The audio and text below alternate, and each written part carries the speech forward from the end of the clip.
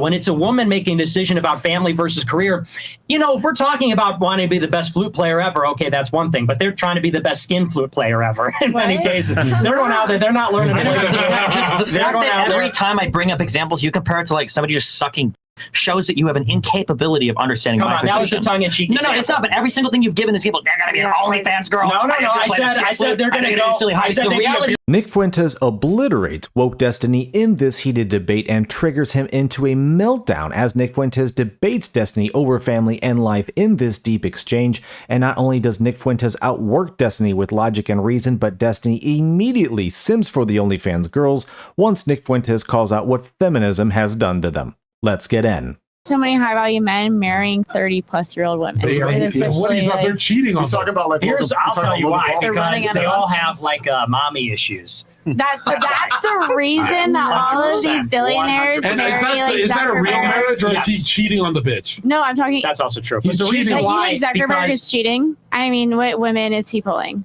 Yeah, the teenagers. Multi-billionaire. How naive. What women is he pulling? He's got like a mega yacht. Yeah, come on. I know he's a nerd, but even Weinstein was pulling. So I think you're pulling them out of daycare. Fundamentally, what I was getting at before, and I'm glad, by the way, that the poll basically vindicated me. So it turns out everybody does value family. What I was getting at is that I'm talking about what matters in life. And the question, which I wish we stuck with this line of inquiry, Destiny said, well, yeah, men don't like working because what they really like is the freedom that working provides. I said, well, the freedom to do what? He said, well, the freedom to pursue hobbies with friends and blah, blah, blah. And that's the choice. It's between the autonomy that working provides or the money provides versus the obligations of family. And here's the thing. And I said, if it was just hobbies, if it was just surfing and cards and StarCraft and all that, like I would kill myself. Here's why. I didn't always feel this way. I didn't actually always feel very strongly about this, but I went to college and I thought about like what my life would look like, what I would have for store in my life. And this is what we can all say for certain about our life to some extent. Either we will die early, or if we live a long life, we're going to see both of our parents die, which is going to be brutal. And what's that going to look like when you're living with no parents? It's going to be miserable. Yeah. You're going to see most of your friends die. You're going to see your closest friends die young, some of them, or you'll see them die old.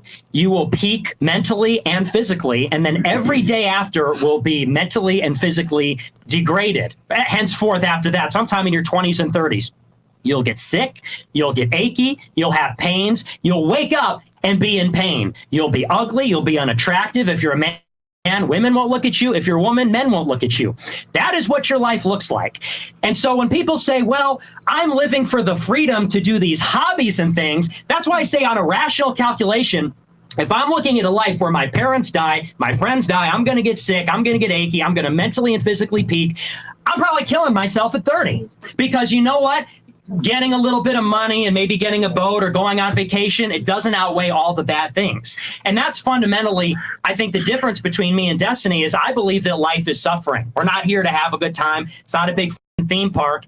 We're here in this fallen world where there's work, where there's toil, there's birth pain. That's what the Bible says is the woman's penance for the original sin. There's birthing pain, and we have to die a hard death. Our soul is ripped from our body and we face a judgment. God. We can either accept that reality and live within it, within our physical and spiritual means. We can make decisions and enjoy the good things in the world, which is love, which comes through family and children.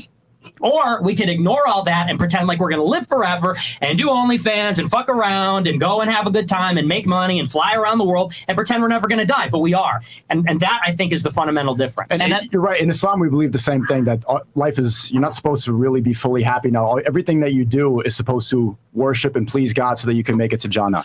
And one of the important things, and you said that I didn't read the Quran, but what's an important part of Islam is that the father is supposed to pick the potential husband for his daughter, because you said all the single moms, they make bad decisions. A lot of the girls in the panel are saying that there's all difficult men to find. But yeah, it's difficult to find men that are of the proper value to raise children. So what's better if you follow the Bible, the Quran, and you're saying that that's not good, that these 2,000-year-old books or whatever, 1,400-year-old books. But the best way to have a relationship is if the father picks, and then. Do you think a father would pick any of the men at this table? Absolutely. Absolutely not.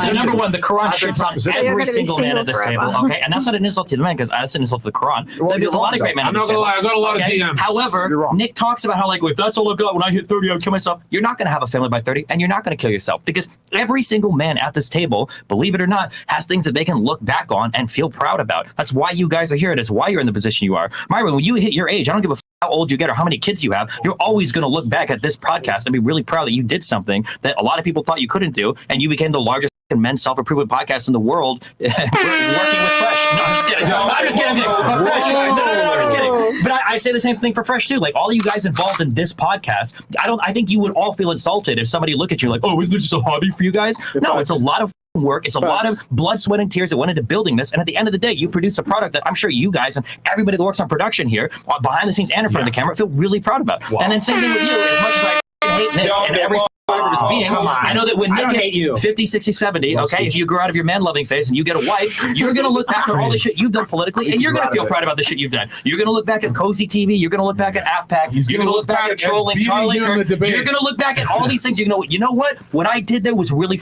cool. And if somebody went up to you and they said, wasn't your politics just a hobby? You're going to go, no, you. I put in a lot of work and I built something that meant something to me. Yeah. Sneeko, for all of the stuff that you worked on and will work on, you're going to feel the exact same. No, you're getting there. Okay?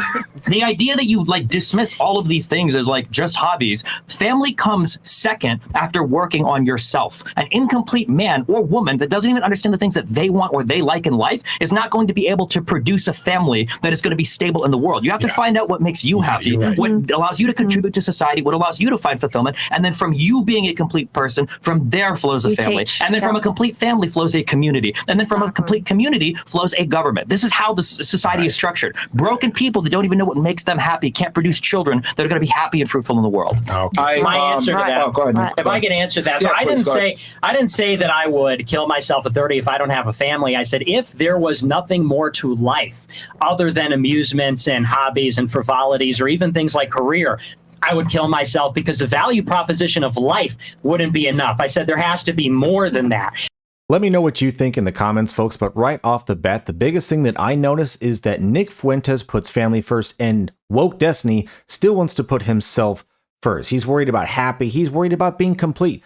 Anybody knows, anybody who's got some life on him knows you're never going to be fully happy. You're never going to be fully complete because that's just what life is. So you're still searching for a utopia and then you're going to have kids. No.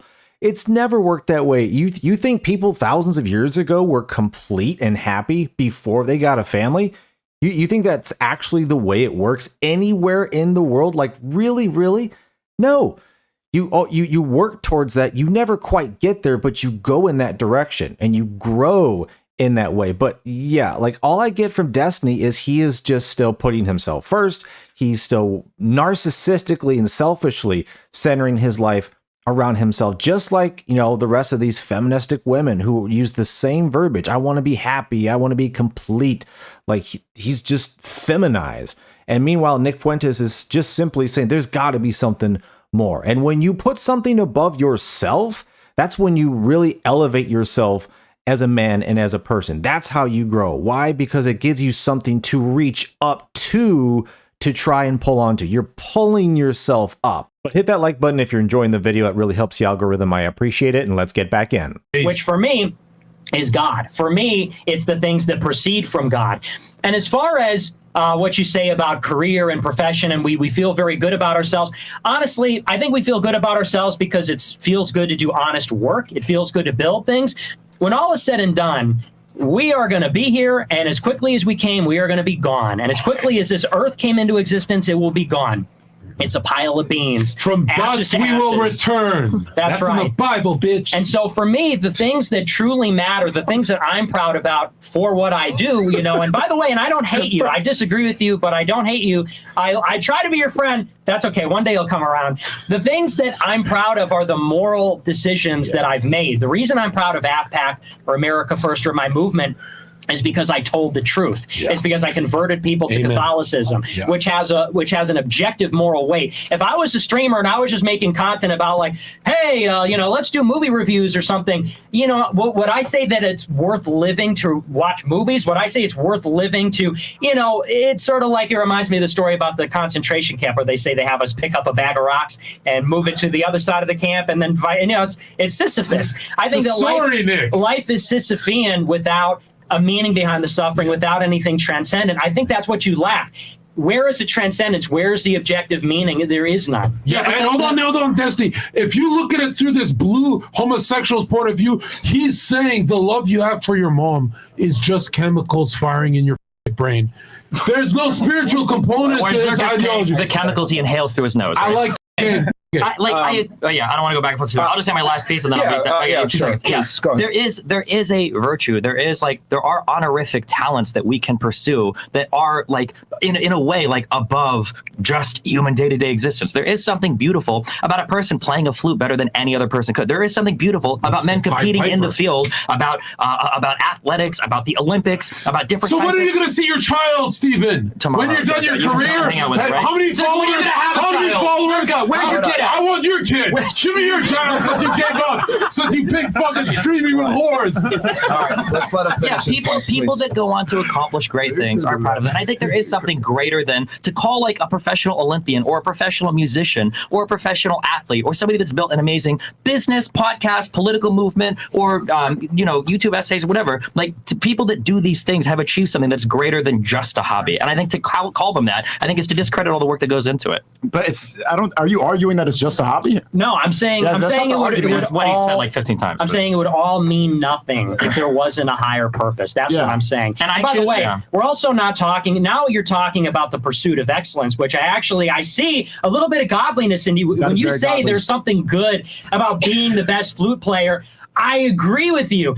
But that's something totally different than the frivolities that I'm talking about. When it's a woman making a decision about family versus career, if we're talking about wanting to be the best flute player ever, okay, that's one thing. But they're trying to be the best skin flute player ever in many cases. They're going out there, they're not learning. Just the fact that every time I bring up examples, you compare it to like somebody just sucking shows that you have an incapability of understanding my position. That was a tongue-in-cheek No, it's not. But every single thing you've given is people. They're gonna be an OnlyFans girl. No. I said they're gonna go. I said the reality is some people pursue great things, and sometimes people do that in place of families. Like it's great that you're saying that it's sad to live for this life, and you want to live for a hypothetical afterlife. I'd rather live for the life that we all know that we have right here and right now, than hope to God that once we turn to dust, there's some other dimension with pearly gates where we get rewarded for our time spent suffering on Earth. Yeah. I'm saying there's nothing great about making spreadsheets at some company. That's what I'm saying. I always find it funny when someone tries to defend OnlyFans girl when someone wants to call out basically what they're doing is just garbage. Like it doesn't serve any purpose. It's just simply for pleasure, make you happy, for money. But there's no real deeper meaning. All right. Like that's not the pursuit of feminism, not to any degree at all. And there's got to be something more to life. That's what truly elevates you. And yeah, you can have a business and this and that, but are you going to pass it on? Or are you going to give it away to something else? Like what's the legacy you leave when you go? Because at some point you're going to go. And if you're going to spend your whole life basically just filling it with hobbies and entertainment, I mean, when you're 60 and 70, can you go look back at your life and say like, I really lived just by filling it with shallow, bells and whistles? Or, I mean, do you want your family there, people who care about you? Like it's people that matter. I mean, we don't live this life just for ourselves. We live it with other people and because of them. So to just sit there and think about yourself like Destiny does, just interested in yourself, I don't think that really gets you anywhere. But if you take Nick Fuentes and the way he thinks about it and putting family first, if anything, when it's time for you to go, there's going to be someone around to miss you when you do. And I think that's going to be one difference that's absolutely splitting the ideologies of these two. But thanks for watching. Let me know in the comments what you thought about what Nick Fuentes had to say, completely outworking Destiny in this heated debate. Thanks again for watching. Like and subscribe, and I will see you on the next one.